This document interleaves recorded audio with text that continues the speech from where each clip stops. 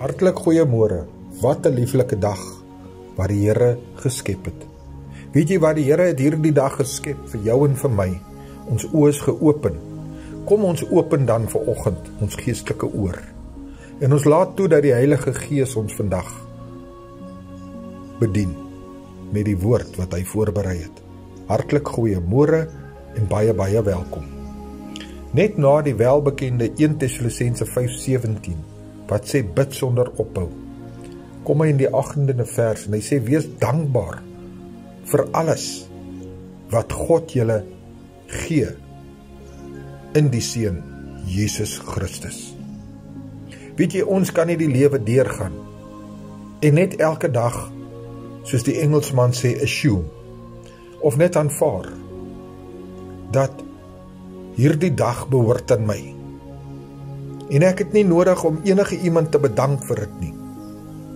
Jou kos wat jy eet, jou klere wat jy aantrek, die feit dat jy 'n vrou of 'n man het, die feit dat jy kinders het, die feit dat jy 'n motor het om mee te ry, die feit dat jy 'n stem het om op jou knieë voor die Here te val en hom te aanbid. Weet jy, kom ons wees dankbaar vir wat God vir ons elke dag gee. Hy het sy seun gestuur om in die kruis te sterwe vir jou.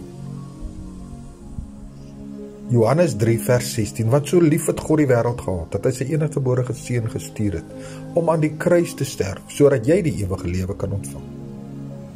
Maar, dit beteken, dat jy met jou wil in hom plaas.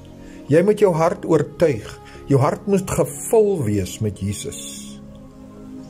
Jy moet tot wedergeboorte kom, in die gees van waarheid, die Heilige Gees. Weet jy, wees dankbaar vir alles wat jy het. Daar is baie mense wat vanoggend nie kan hoor nie, wat vanoggend nie kan sien nie, wat vanoggend nie hulle oë weer geopen het nie.